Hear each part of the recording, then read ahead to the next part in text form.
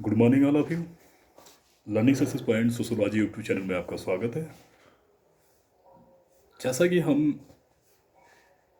इस चैनल पे सोशोलॉजी से रिलेटेड जो भी थिंकर हैं उनके वीडियो लेक्चर के रूप में अपलोड है, और कंपटीशन से रिलेटेड भी जो है, जो सोशोलॉजी से रिलेटेड जहाँ जहाँ सोशोलॉजी आते हैं, दैन और एजुकेशन और भी अदर सब्जेक्ट, उससे भी रिलेटेड उसके इन्फॉर्मेशन वहाँ पे पड़े हैं। मैं सुसाइड जो एमिल डर्कहाइम की जो थिंकर आत्महत्या के जो सिद्धांत था उसके होल वीडियो अपलोड है, लेकिन कुछ ऐसे व्यूअर हैं या स्टूडेंट हैं जो पूरी होल वीडियो नहीं देख पा रहे हैं। ये उनकी समस्या है। तो मैं आज चाह रहा हूँ कि जितने 4 प्रकार के उन्होंने सुसाइड की बात किए थे एमिल डर्कहाइम ने, सिंगल जो है सुसाइड का जो कंसेप्ट उन्होंने दिया था विद एग्जाम्पल के साथ, और जो प्रेजेंट सिनेरियो में जो एग्जाम्पल हो सकते हैं उससे रिलेटेड आपको इस पे अपलोड की जाएगी।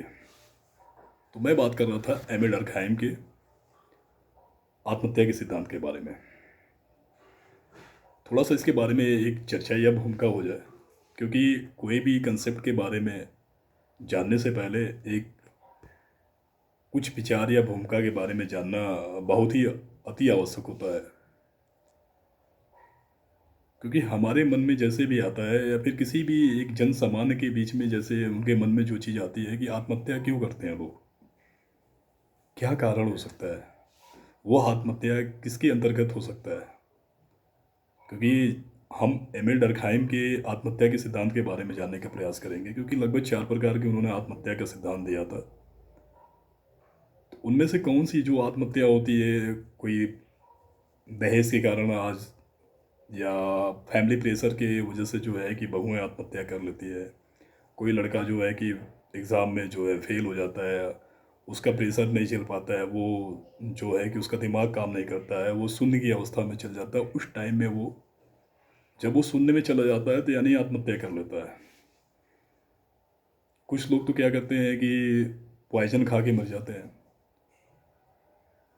तो लेकिन हमारे कहने का मतलब है, कुछ लोग तो जो एक देश को दूसरे देश से बचाने के लिए जो सीमा रेखा पे लड़ाई कर रहे हैं, जो हमारे जवान हैं जिनके भरोसे आज हमारा देश सुरक्षित है, वो अगर शहीद हो जाते हैं तो किस रूप में उनको आत्महत्या के रूप में कहा जाता है।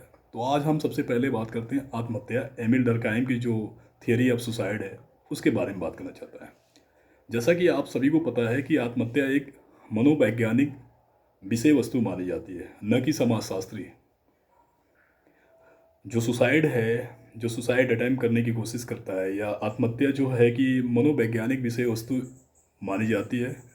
बहुत से मनोवैज्ञानिकों ने इसका अध्ययन किया और बताया कि आत्महत्या एक मानसिक तथ्य है।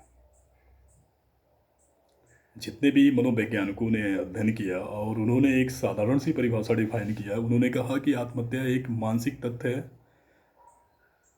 क्योंकि जब कोई व्यक्ति का मानसिक संतुलन बिगड़ जाता है तो वो व्यक्ति जानबूझकर मौत को गले लगा लेता है, उसे आत्महत्या कहते हैं।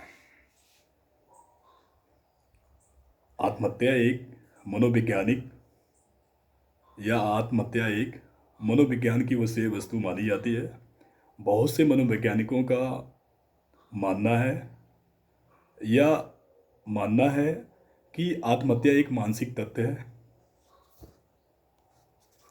आत्महत्या एक मानसिक तथ्य है। जब कोई व्यक्ति का मानसिक संतुलन बिगड़ जाता है तो वो व्यक्ति जानबूझकर मौत को गले लगा लेता है, जिसे हम आत्महत्या करार देते हैं, जिसे हम आत्महत्या या सुसाइड कहते हैं। लेकिन एमिल डर्कहाइम ने जो है सभी मनोवैज्ञानिकों के इस विचारधारा का खंडन करते हुए उन्होंने कहा कि आत्महत्या मानसिक नहीं, एक सामाजिक तथ्य है। सिर्फ इतना समझने की कि जितने साइकोलॉजिस्ट थे उन्होंने बस ये चीज़ कहा कि आत्महत्या एक मानसिक तथ्य है, लेकिन एमिल डर्कहाइम ने उन सभी विचारों का खंडन करते हुए कहा कि आत्महत्या एक मानसिक तथ्य न होकर एक सामाजिक तथ्य है। अब इस बारे में आप एग्जाम्पल के माध्यम से आप समझने की कोशिश कर सकते हैं कि अगर लड़का एग्जाम में फेल हुआ, उसकी घर की कंडीशन सब कुछ थी, उसके पेरेंट्स उसको सपोर्ट किए, किन्हीं कारणवश, क्योंकि जो 3 घंटे का एग्ज़ाम होता है, 2 घंटे का एग्ज़ाम होता है, उसमें आपको सब कुछ निर्धारित करता है। आपके हार्ड वर्क, आपके राइटिंग स्किल, आपके माइंड ऑब्जर्वेशंस, देन आपका लक भी साथ देता है, देन टाइम स्किल। ये 5-6 चीज़ें होती है जो आप पे डिपेंड करती है। अगर इस माध्यम से आप उसको निभा ले गए तो आपका पेपर अच्छा होता है, देन आप एक नॉर्मल लड़के से भी अच्छे नंबर से पास होते हैं। लेकिन हमारे कहने का मतलब है कि कहीं ना कहीं वो सोशल या सोसाइटी के प्रेशर होते हैं, या सामाजिक जो दबाव होते हैं कि ये लोग कहते हैं कि रिलेशन क्या है, चाहे बगल पड़ोसी क्या है कि यार फलाने का लड़का फेल हो गया, पता ना कैसे।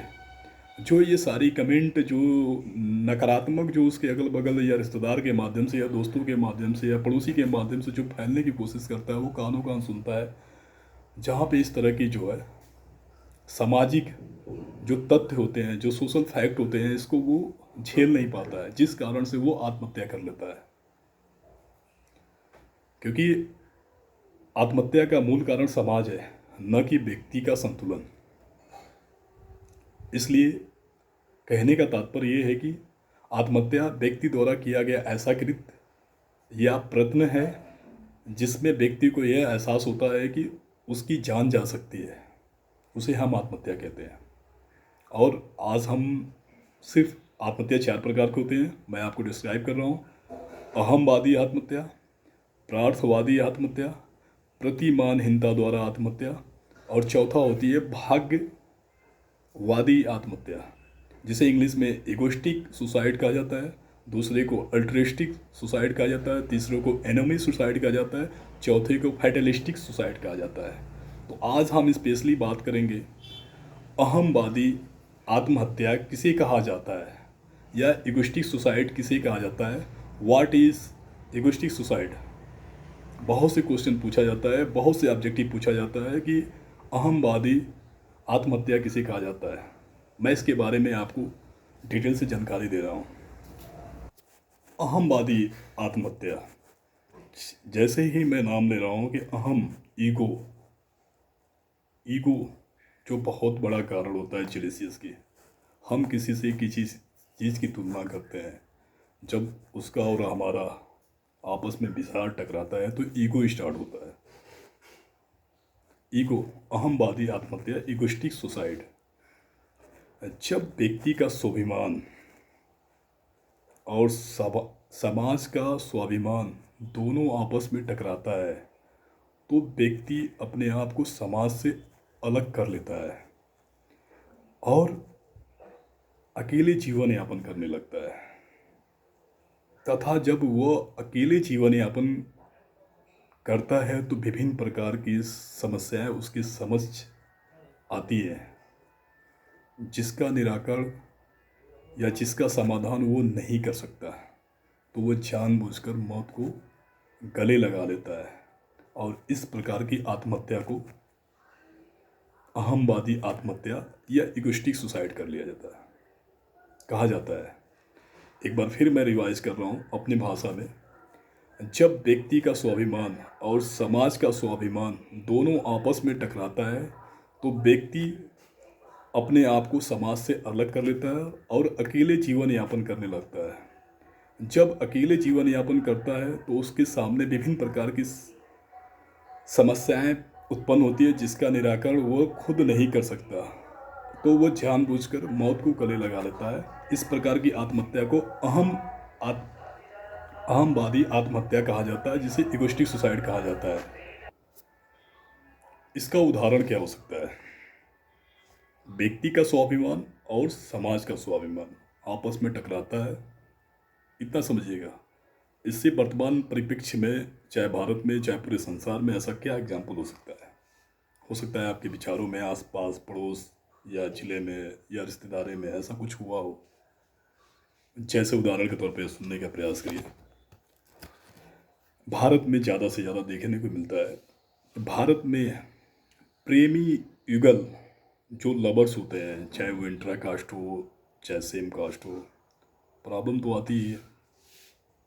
भारत में ज़्यादा से ज़्यादा प्रेमी युगल द्वारा घर से भागकर की गई आत्महत्या अहमवादी आत्महत्या कहलाता है। भारत में इसलिए बात किया गया कि ज़्यादा से ज़्यादा आज 10 साल, नियर अबाउट 10 साल या 15 साल में ये चीज़ देखने को मिल रहा है कि ज़्यादा से ज़्यादा जो लवर्स होते हैं, अब लवर्स है क्या वो तो मैं उसके बारे में कमेंट नहीं करूँगा, लेकिन जो प्रेमी युगल, जो घर वाले चाहे लड़की वाले चाहे लड़के वाले, कहीं ना कहीं एक दूसरे जो है कि पसंद नहीं करते हैं, सेम स्टेटस नहीं होती है, या फिर यूँ कहें कि सेम कास्ट नहीं होती है, उसके बाद भी सेम कास्ट होने के बाद भी इस प्रकार की भारत में बहुत ज़्यादा समस्या आती है। लेकिन उसके बाद भी कहीं न कहीं दोनों आपस में प्लान बना के घर से भागते हैं, और घर से भागने के बाद कुछ भी लेके भागते हैं, उसके बाद भी वो क्या नाम है कि जब तक उनके पास होती है एडजस्ट नहीं कर पाते हैं, सामान होती तब तक अपना जीविकोपार्जन करते हैं। लेकिन कहीं न कहीं जो दोनों परिवार के लड़के लड़कियां हैं, सभी लोग कहीं ना कहीं खोजने का प्रयास करते हैं। पुलिस स्टेशन में एफआईआर रिपोर्ट दर्ज हो जाती है, पुलिस भी खोजती है, समाज का भी प्रेशर होता है। इस कारण से वो दोनों जो है कि इस प्रकार के सुसाइड कर लेते हैं, जो ये भारत का सबसे बड़ा अहमवादी का सर्वश्रेष्ठ उदाहरण माना जाता है। अहमवादी आत्महत्या का जो उदाहरण है भारत में, प्रेमी युगल द्वारा घर से भागकर की गई आत्महत्या अहमवादी या इगोइस्टिक सुसाइड की अंतर्गत आता है। तो ये थी इगोइस्टिक सुसाइड के बारे में। तो जो आप 2-3 बार आप इसको पढ़ लेंगे या वीडियो लेक्चर सुन लेंगे तो आपको समझ में आ जाएगी कि इगोइस्टिक सुसाइड या अहमवादी आत्महत्या किसे कहा जाता था। अगर आपको कोई क्वेरी हो तो ज़रूर आप शेयर करें, कोई समस्या आती है तब भी शेयर करें, और आप सभी से रिक्वेस्ट है कि ज़्यादा से ज़्यादा इस वीडियो को शेयर करें और साथ ही साथ सब्सक्राइब करें, ताकि कोई भी इससे रिलेटेड अगर कोई भी आपको इन्फॉर्मेशन आती है तो उसका नोटिफिकेशन आपको पता चल जाए। थैंक यू सो मच, आप सभी को धन्यवाद।